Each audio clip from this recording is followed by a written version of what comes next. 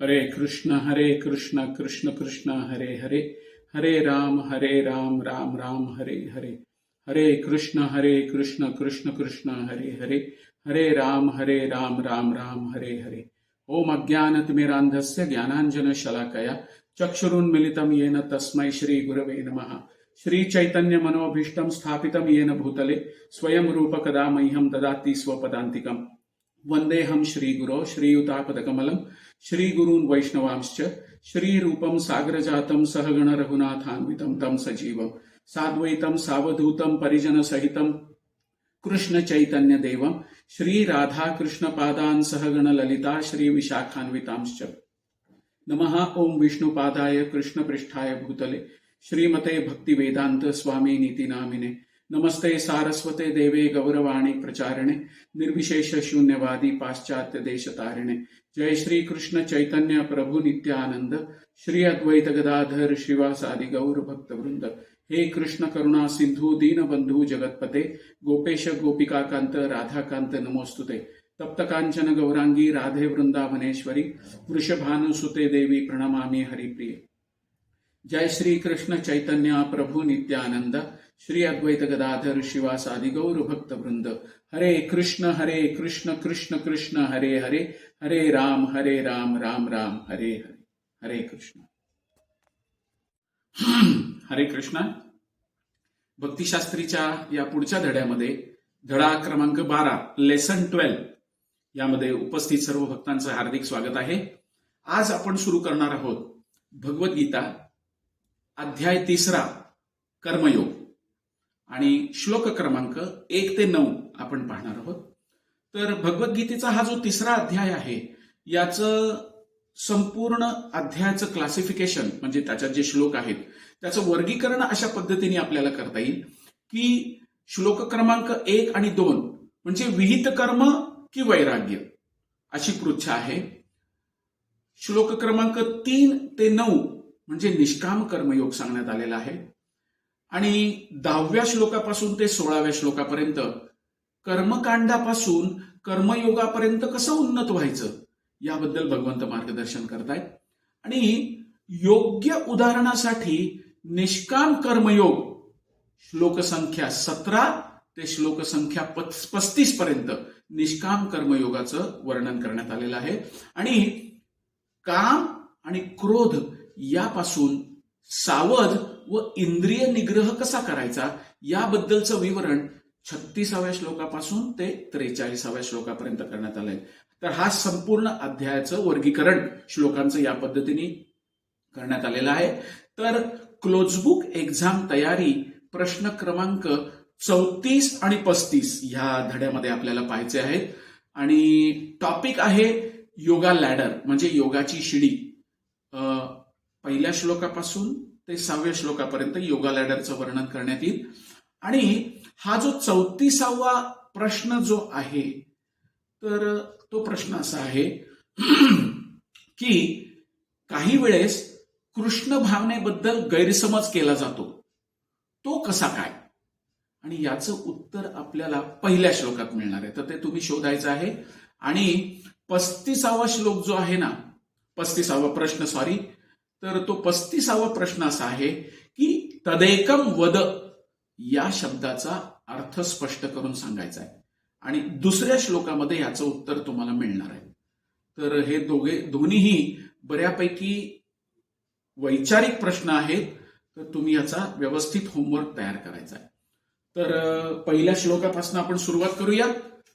भगवद्गीता अध्याय 3 कर्मयोग। अर्जुन उवाच जायसी चेत कर्मणस्ते मता बुद्धिर्जनार्दन तत्किं कर्मणि घोरे मां नियोजयसी केशव। अर्जुन म्हणाला हे जनार्दन हे केशव जर तुम्हाला वाटते की बुद्धी ही सकाम कर्मापेक्षा श्रेष्ठ आहे तर तुम्ही मला या घोर युद्धात गुंतण्याचा आग्रह का करीत आहात। अर्जुनाचा प्रश्न आहे काय आहे की अर्जुनाला वाटतं की कृष्ण भावना बुद्धियोग किंवा आध्यात्मिक पथावरील ज्ञानविषयक बुद्धी म्हणजे काय तर सक्रिय जीवनातनं निवृत्त व्हायचं। आणि एकांतवासात जप तप याचं आचरण करायचं. तर दुसऱ्या शब्दात सांगायचं झालं तर कृष्ण भावनेचं कारण सांगून चतुराईने युद्ध टाळायचं होतं अर्जुनाला. ह्याला इनॅक्शन किंवा निष्क्रियता असं म्हटलं जातं. आणि काही वेळेस काय होतं, कृष्ण भावना म्हणजे निष्क्रियता असा गैरसमज समाजात पसरवला जातो. आणि अशी गैरसमजूत असणारा मनुष्य ना बऱ्याच वेळेस एकांतवासात हरिनामाचा जप करून पूर्णपणे कृष्ण भावना भावित होण्यासाठी प्रवृत्त होण्याची शक्यता असते.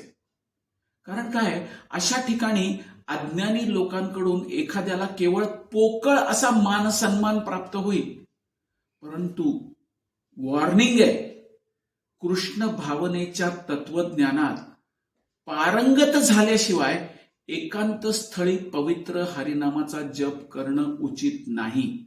आणि यासाठी आपण पाहू शकतो श्रील भक्ती सिद्धांत सरस्वती ठाकूर यांचं अतिशय छान भजन आहे, दुष्टमन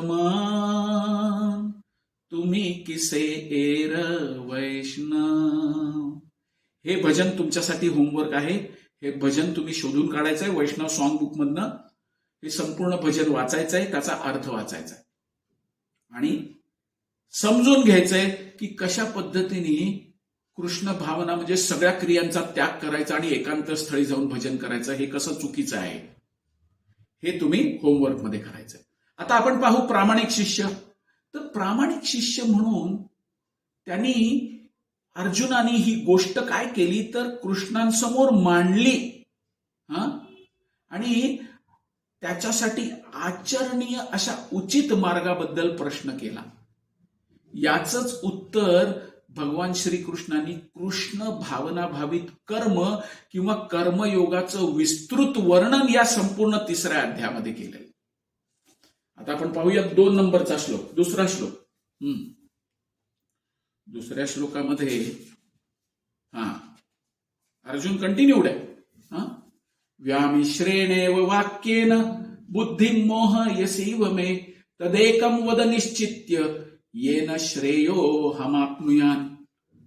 तुमच्या संदिग्ध बोलण्यामुळे ना माझी बुद्धी गोंधळून गेली, म्हणून यापैकी कोणती गोष्ट माझ्यासाठी सर्व दृष्टीने श्रेयस्कर आहे हे कृपया निश्चितपणे मला सांगा.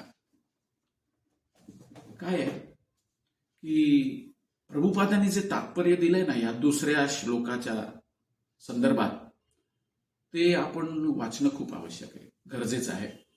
गांभीर्याने आणि प्रामाणिकपणे भगवद्गीतेचं रहस्य समजून घेणाऱ्या सर्व विद्यार्थ्यांसाठी अर्जुन काय करतोय तर प्रश्न विचारून कृष्ण भावनेचा मार्ग मोकळा करतोय. दुसऱ्या अध्यायात श्रीकृष्ण सांगतात की बुद्धियोगाचा वापर करून निंद्य गोष्टींपासून दूर राहा. दूरेण ह्यवरम कर्म बुद्धियोगात धनंजय, असं भगवान स्पष्टपणे अर्जुनाला सांगतायत. तर अर्जुन असं समजतोय की बुद्धियोग म्हणजे आपली बुद्धिमत्ता वापरून, म्हणून तो बुद्धियोगाचा आश्रय घेऊन चतुराईने युद्ध कसं टाळायचं असं म्हणत होता. पण तरीही कृष्ण त्याला युद्ध कर असं सांगताय. आता आपण पाहूया, या ठिकाणी एक महत्वाचा मुद्दा येतो. श्रील प्रभुपादांचं मूड आणि मिशन, एकांत भजन. आता तुमच्यासाठी एक होमवर्क या ठिकाणी मी देणार आहे.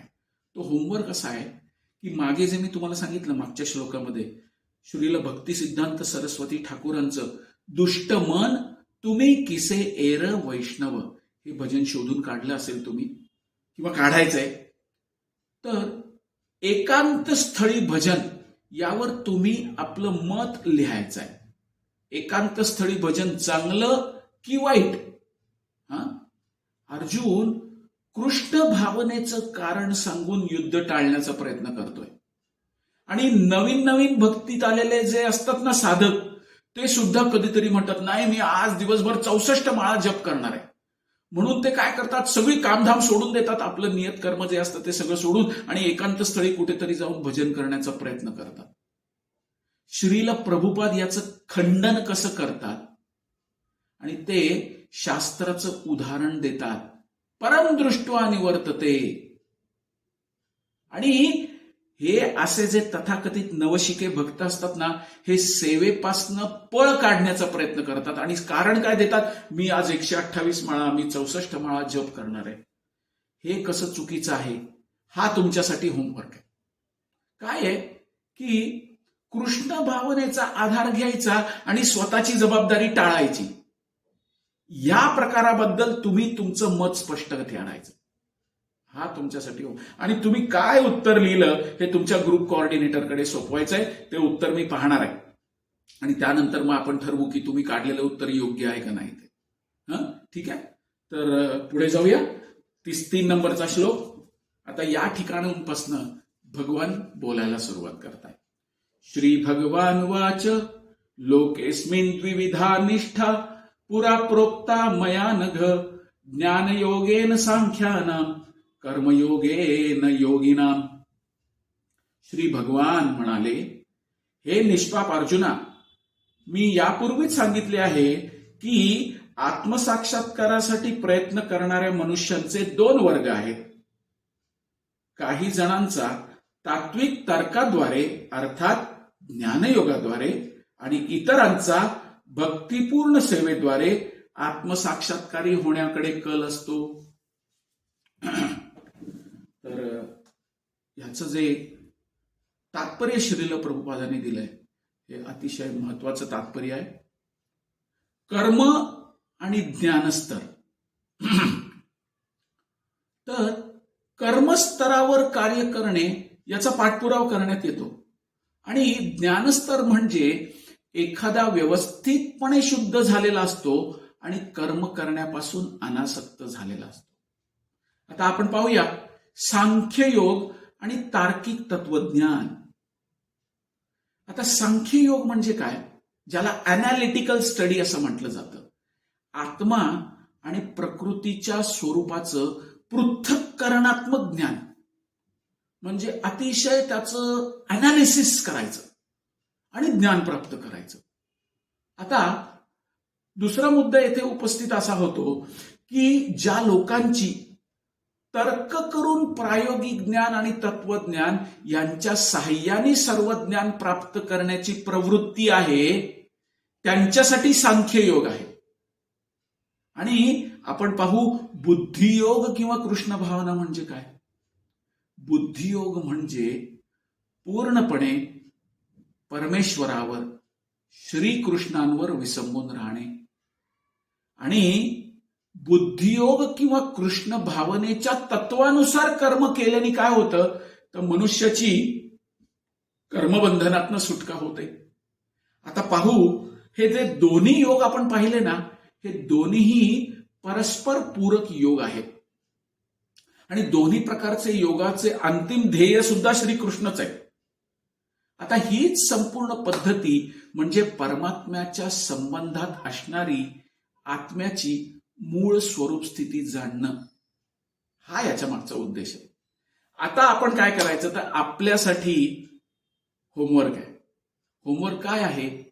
सांख्ययोग म्हणजे तार्किक तत्वज्ञान आणि बुद्धियोग म्हणजे कृष्ण भावना, या दोघांमध्ये वेगवेगळे मुद्दे तुम्ही शोधून काढायचे आणि साधारणपणे तात्पर्यात सांगितल्याप्रमाणे 4 वेगवेगळे मुद्दे तुम्ही शोधले पाहिजेत.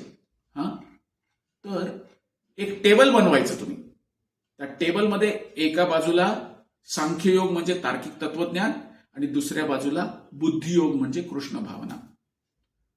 ह्याच्यातला फरक किंवा 2 गोष्टीत काय वेगळेपण आहे, हे 4 मुद्दे म्हणजे सांख्ययोगाचे 4 आणि बुद्धियोगाचे 4 असे वेगवेगळे 8 मुद्दे एकूण मिळून तुम्हाला मिळाले पाहिजेत आणि त्याचं तुम्ही टेबल बनवायचं.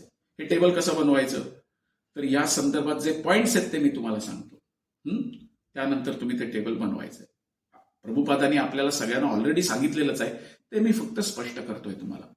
तर सांख्ययोग आहे ना, ही एक अप्रत्यक्ष पद्धत आहे ज्याद्वारे मनुष्य यथावकाश हळूहळू कृष्ण भावनेकडे येऊ शकतो. पण बुद्धियोग किंवा कृष्ण भावना ही डायरेक्ट मेथड आहे, प्रत्यक्ष प्रत्यक्षपणे कृष्ण भावनेमध्ये सर्व गोष्टी कृष्णाशी संबंधित पाहणे, हा पहिला पॉइंट झाला.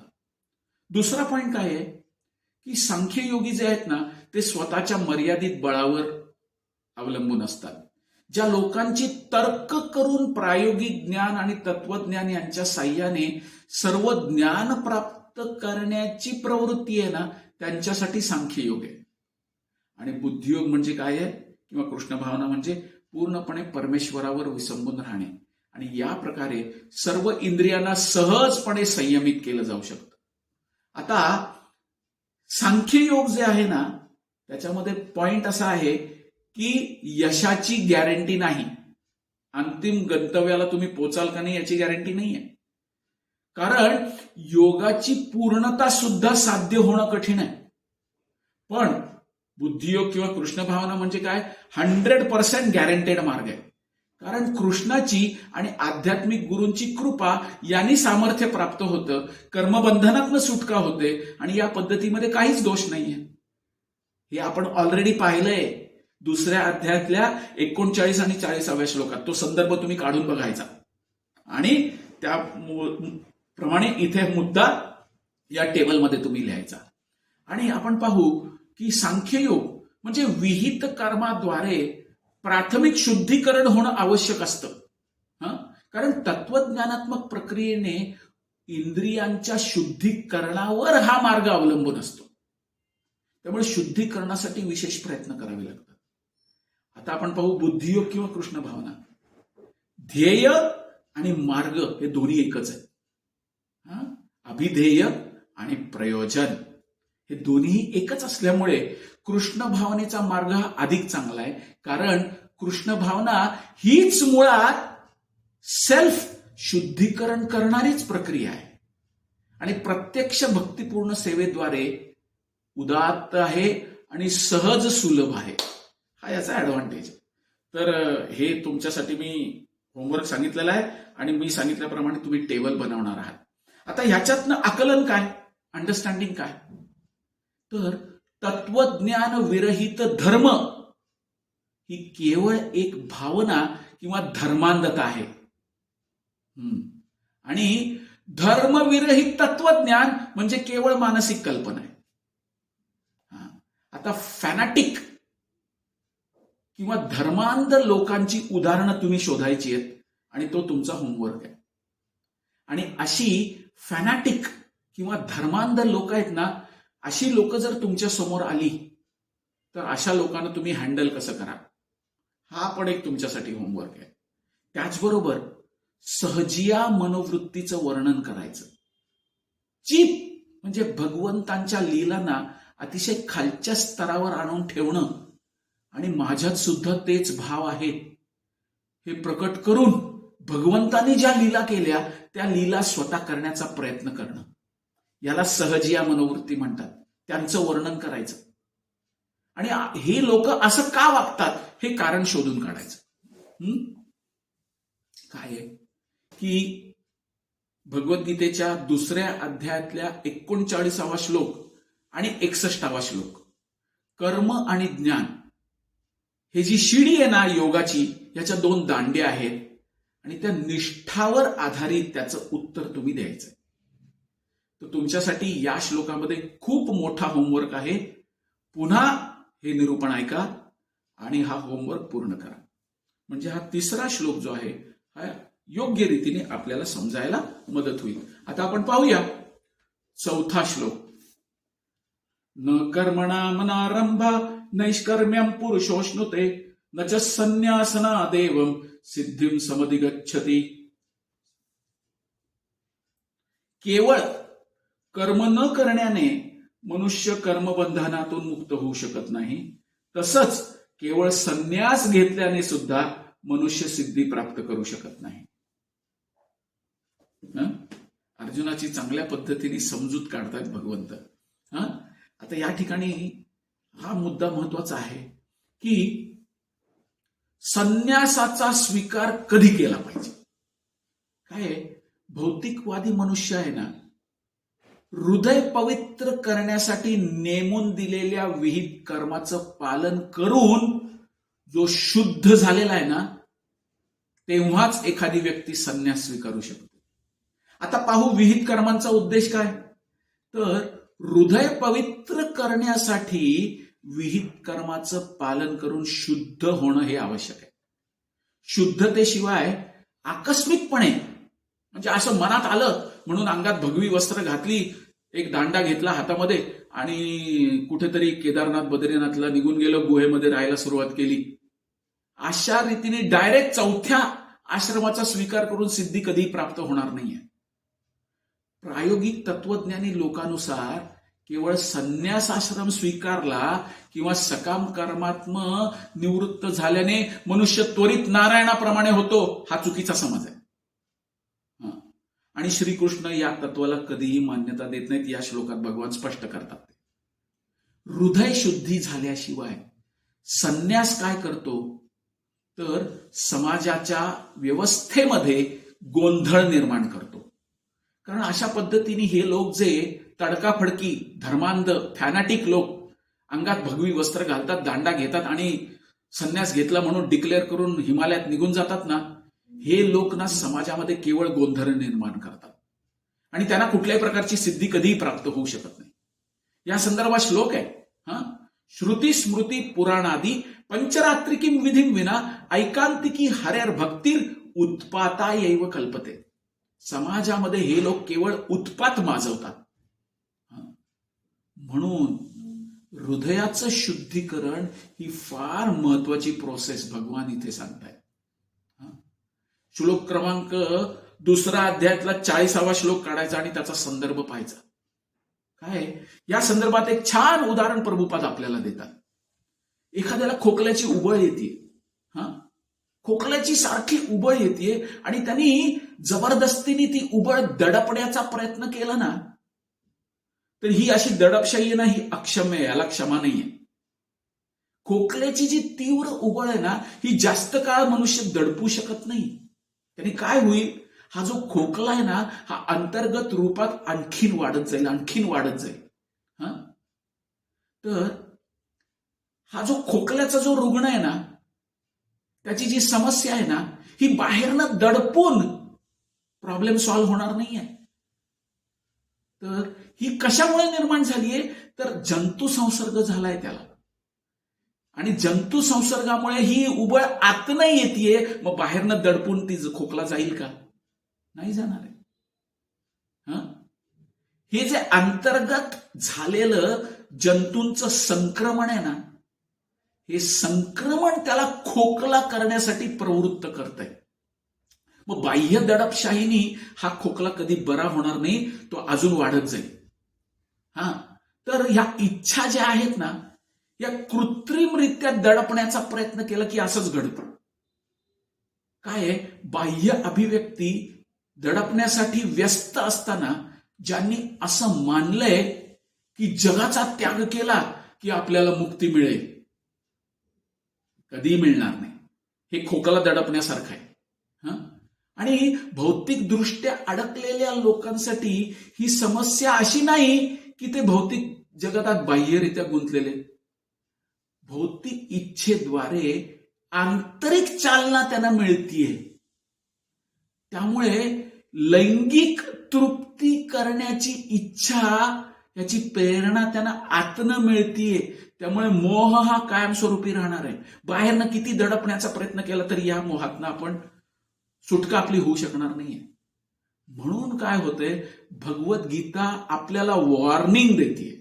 काय वॉर्निंग देते की केवळ संन्यास घेतला ना की तुम्ही मुक्त होईल याची गॅरंटी नाहीये. आणि यामुळे हा जो अशा पद्धतीने कृत्रिमरित्या संन्यास घेतलेला व्यक्ती असतो ना, हा पुढे जाऊन अडकतो, इंद्रियांना बळी पडतो.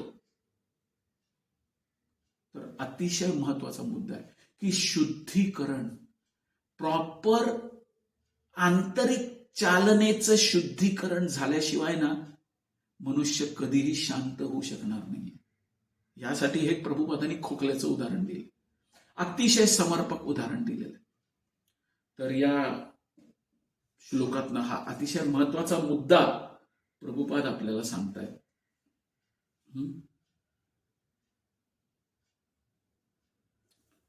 तर आपण पाहूया पुढचा श्लोक संख्या 5. नहि कश्चित् क्षणमपि जातु तिष्ठत्य कर्मकृत कार्यते ह्यवशः कर्म सर्वः प्रकृतिर्जैर्गुणैः. प्राकृतिक गुणांपासून प्राप्त केलेल्या गुणानुसार मनुष्याला असहाय्यपणे कर्म करण्यास भाग पाडलं जातं. म्हणून कोणालाही एक क्षणभर सुद्धा काही कर्म करण्यापासून परावृत्त होता येत नाही. फार महत्वाचा मुद्दा. काय आहे? तर्क अधिष्ठित सांख्ययोग हा प्रॅक्टिकल नाहीये, अव्यवहार्य. कारण आत्मा हा 24/7 कार्यशील आहे. 24/7 तो कायम ऍक्टिव्ह आहे आणि तो एक क्षण देखील थांबू शकत नाही. म्हणून भगवान इथे सांगतायत की प्राकृतिक गुणांपासून प्राप्त केलेल्या गुणानुसार ना मनुष्याला असहाय्यपणे कर्म करण्यासाठी भाग पाडलं जातं. हे गुण जे आहेत ना हे मनुष्याला कार्य करण्यासाठी भाग पाडतात. म्हणून अपरिपक्व अवस्थेतला संन्यास हा घातक आहे. का? आत्मा सतत क्रियाशील आहे, तो कधी थांबू शकणार नाहीये. म्हणून आत्म्याला काय करावं लागेल तर कृष्ण भावना भावित सत्कर्मांमध्ये संलग्न व्हावं लागेल. नाहीतर तो काय करेल? तोच आत्मा मायेच्या आधिपत्याखाली चालणार जे कार्य आहे ना हे कार्य करण्यासाठी तो लगेच प्रवृत्त होणार. आणि हा श्लोक जे ना हा निश्चित करतो की संन्यास केव्हा घेता येऊ शकतो. काय? भौतिक शक्तीच्या प्रभावाखाली आत्मा काय करतो तर भौतिक गुणांची प्राप्ती करतो. आणि अशा आकर्षणापासनं आत्म्याचं शुद्धीकरण करण्यासाठी त्याला ना शास्त्रामध्ये सांगितलेल्या विहित कर्मामध्ये संलग्न करणं आवश्यक असतं. यासाठी ज्ञान स्तरावर शरीर आणि आत्मा याच्यातला भेद समजून घेणं आणि आत्मा स्तरावर येऊन कार्य करणं हे आवश्यक असतं. म्हणून कृष्ण भावनेच्या या स्तरापर्यंत उन्नत होण्यासाठी शुद्धीकरणाची प्रक्रिया आवश्यक आहे. आणि जेव्हा आत्म्याचं शुद्धीकरण होतं तेव्हा संन्यास घेता येऊ शकतो. अन्यथा संन्यास जर घेतला तर त्याचं गॅरंटेड पतन होणार आहे. संन्यास आश्रमाचं आणि शुद्धीकरणाच्या प्रक्रियेचं ध्येय काय आहे हे समजून घेतलं पाहिजे. कृष्ण भावनेच्या स्तरापर्यंत उन्नत व्हायचं, आपली चेतना एवढी उन्नत करायची की संन्यास आश्रम किंवा शुद्धीकरणाचं जे ध्येय आहे ते आपल्याला कळलं पाहिजे. आणि ह्याच्यासाठी कृष्ण भावना ही जी पद्धत आहे ना ही योगशिडी जी आहे ना, योगाची लॅडर, त्याच्यापेक्षा खूप स्पीडनी काम करते. म्हणजे एखाद्या बिल्डिंगला जर 50 मजले असतील तर एखाद्या व्यक्तीने ठरवलं नाही मला प्रत्येक मजल्याचा अभ्यास करत करत करत करत वर जायचंय, तर त्याच्यामध्ये तो त्याचं आयुष्य सुद्धा गमवून बसेल. आणि बुद्धिमान मनुष्य काय करेल? लिफ्टमध्ये शिरेल, 50 नंबरचं बटन दाबेल आणि पहिल्या मजल्यापासून डायरेक्ट 50व्या मजल्यावर डायरेक्ट 50व्या मजल्यावर पोहोचेल. कृष्ण भावना हे आहे. तर कृष्ण भावनेची जी पद्धती आहे ना ही डायरेक्ट आपल्याला शुद्धीकरणाच्या टॉपमोस्ट स्टेजला घेऊन जाऊ शकते, एवढी पॉवरफुल आहे.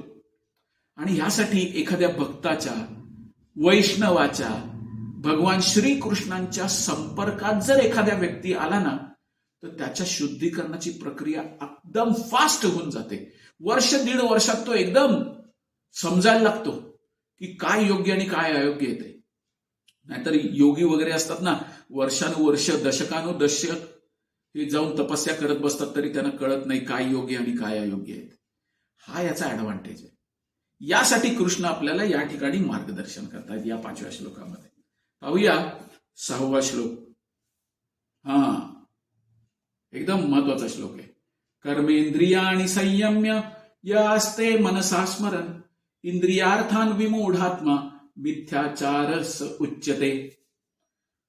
जो कर्मेंद्रिय संयमित करतो पण ज्याचं मन इंद्रिय विषयांचं चिंतन करत आहे तो निश्चितपणे स्वतःची फसवणूक करत असतो आणि अशा मनुष्याला मिथ्याचारी असं म्हटलं जातं.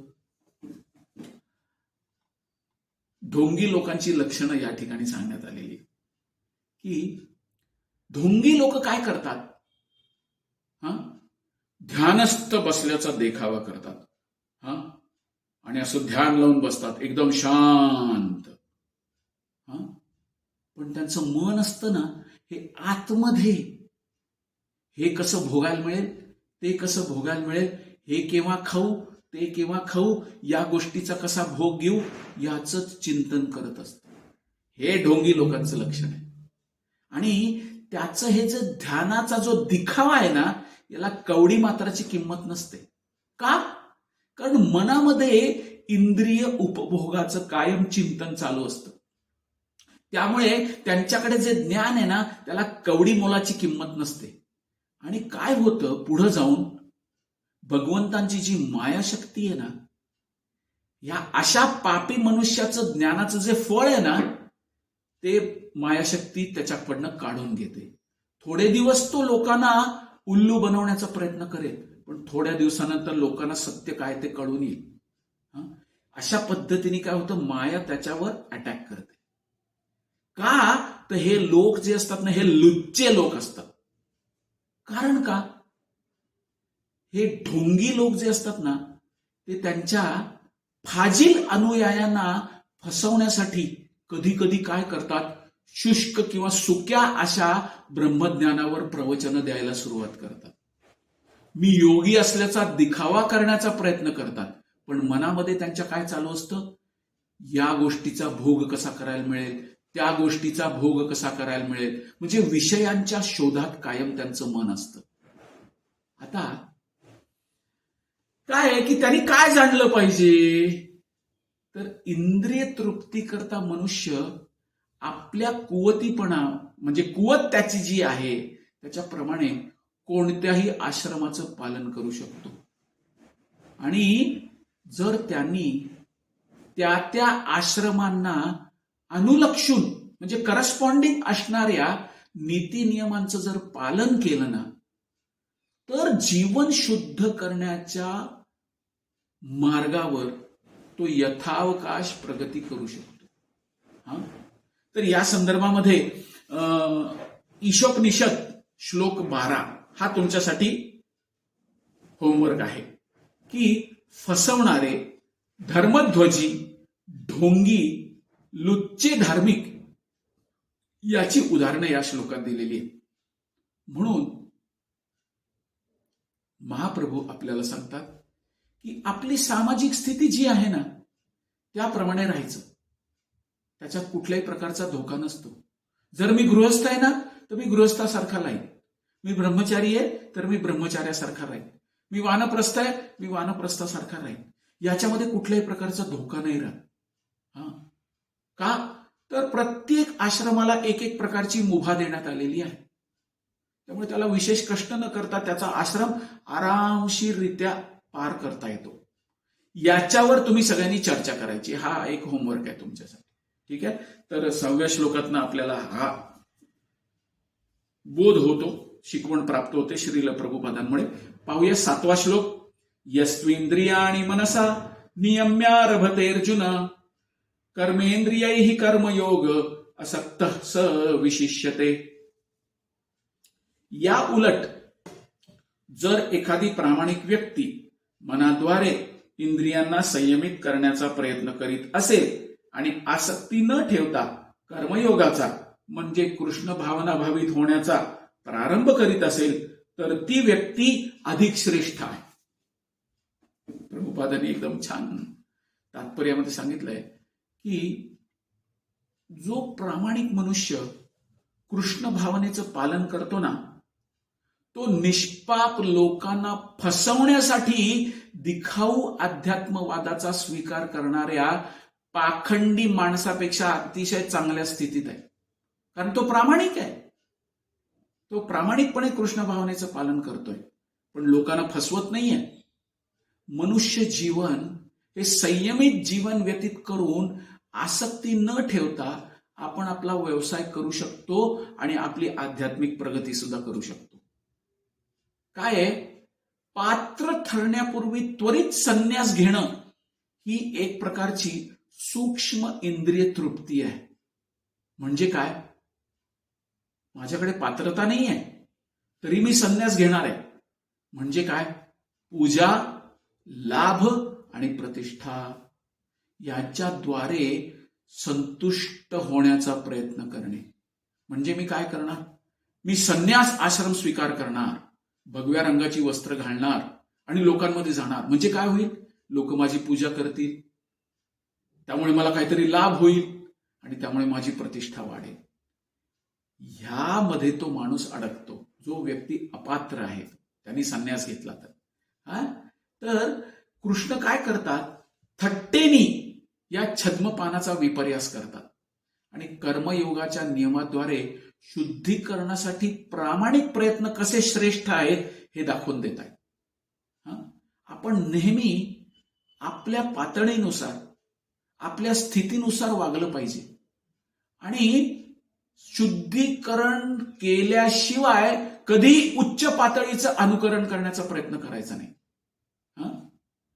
मग काय करायचं, जे गुरु, साधू आणि शास्त्र आहेत, हे जे आपल्याला मार्गदर्शन करतात ना, त्या मार्गदर्शनाद्वारे स्वतःचं शुद्धीकरण करून घेण्याचा प्रयत्न करायचा आहे. तर जीवात्म्याचं काय आहे, स्वार्थ कशात आहे, नते विदु स्वार्थ गतीम ही विष्णू. म्हणजे काय, आत्मकल्याण करून घेणं हा खरा स्वार्थ आहे आणि तो श्री विष्णूंची प्राप्ती केल्यानेच प्राप्त होतो. जीवनाचं वास्तविक ध्येय काय, तर भवबंधनातनं मुक्ती प्राप्त करायची आणि भगवंतांच्या धामात प्रवेश करायचा, हे जीवनाचं ध्येय. जन्म मृत्यू जरा व्याधी दुःख दोषानुदर्शनम. आणि संपूर्ण वर्णाश्रम पद्धती आहे ना, ही भगवंताने अशा पद्धतीने छान रचलेली आहे की ज्या योगे आपण हळूहळू हळूहळू प्रगती करत श्री विष्णूंची प्राप्ती करू शकतो. आणि एखादा व्यक्ती संसारात असून सुद्धा, म्हणजे गृहस्थाश्रमी असून, पती पत्नी, मुलं बाळ, आई वडील यांच्याबरोबर राहून सुद्धा कृष्ण भावनेत भगवान श्री कृष्णांची नियमित सेवा करून विष्णूची प्राप्ती करू शकतो. तर प्रामाणिक मनुष्य म्हणजे कसा, तर आत्मसाक्षात्कार प्राप्तीसाठी शास्त्रांमध्ये सांगितलेल्याप्रमाणे संयमित जीवन जगणे, आसक्ती न ठेवता आपला व्यवसाय करणे आणि त्याचबरोबर आध्यात्मिक प्रगती करणे. आणि प्रभुपाद एक अतिशय सुंदर उदाहरण देतात. केवळ पोट भरण्यासाठी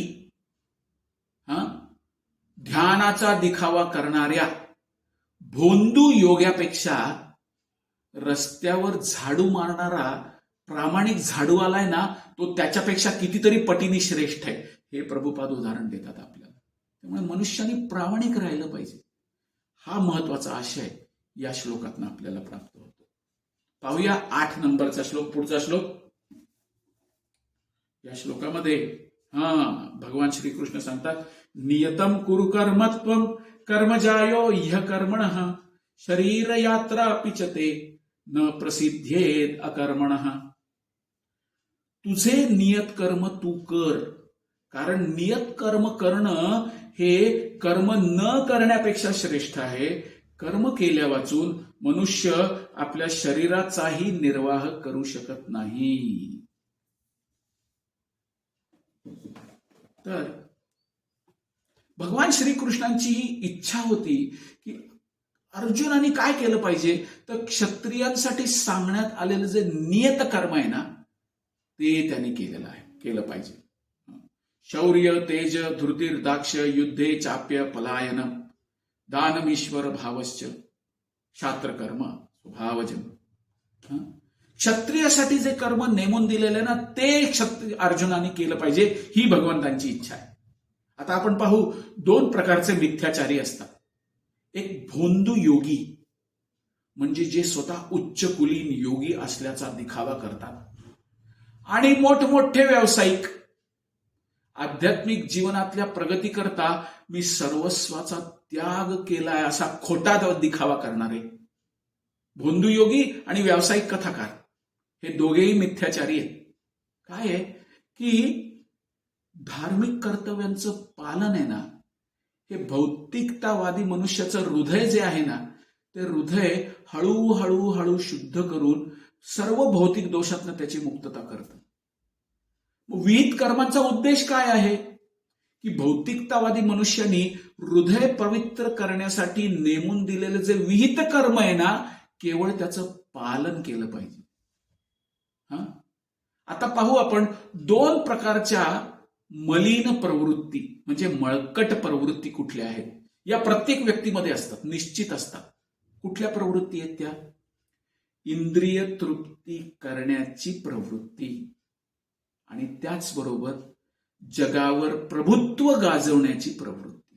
या दोन अतिशय मलिन प्रवृत्ती आहेत आणि प्रत्येकामध्ये या भरपूर प्रमाणात भरलेल्या असतात.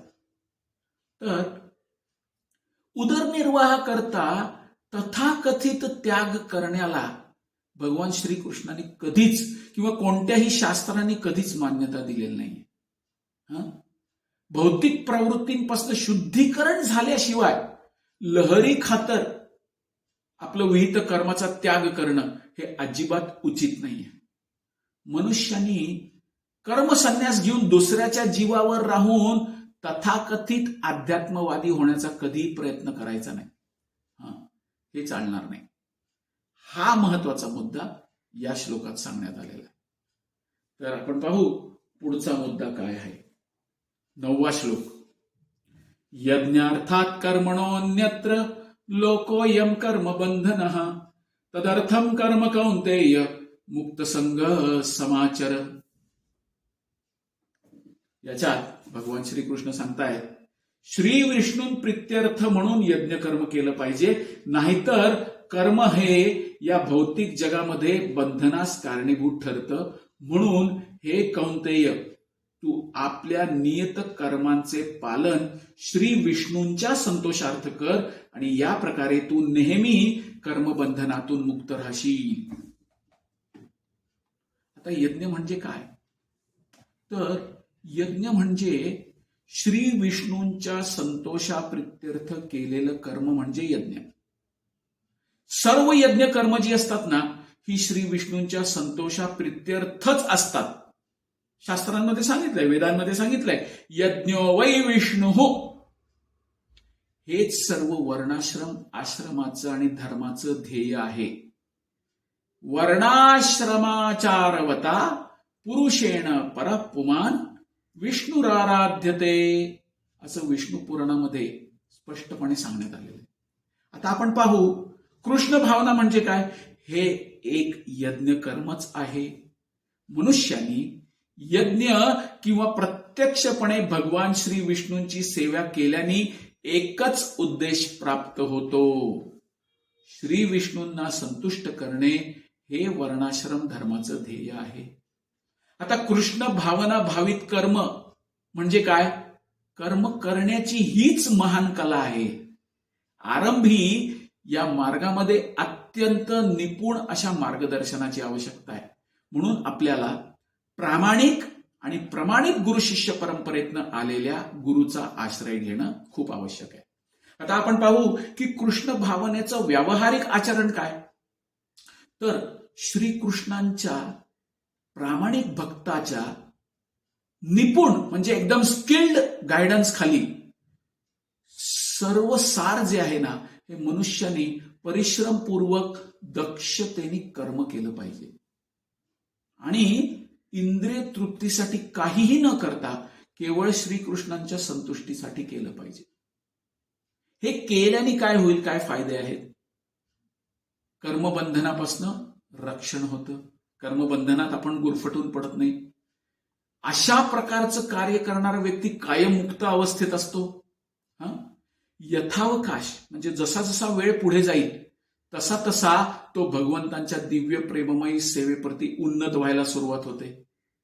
या सेवेमुळे त्याला भगवत धामाची प्राप्ती होऊ शकते. आणि निष्काम कर्म स्तरावरून प्रगत होऊन मनुष्य भक्ती स्तरापर्यंत उन्नत होतो. तर हे एक ऍडव्हान्टेज आहे.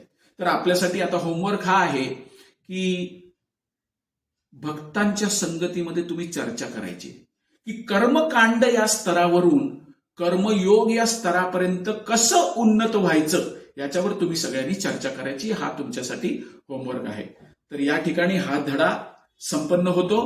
भगवद्गीतेचा ग्रंथराज श्रीमद भगवद्गीता की जय. श्रील प्रभुपाद की जय. गुरु महाराज की जय. निताई गौर प्रेमानंदे. हरि हरि बोल. धन्यवाद. Thank you very much.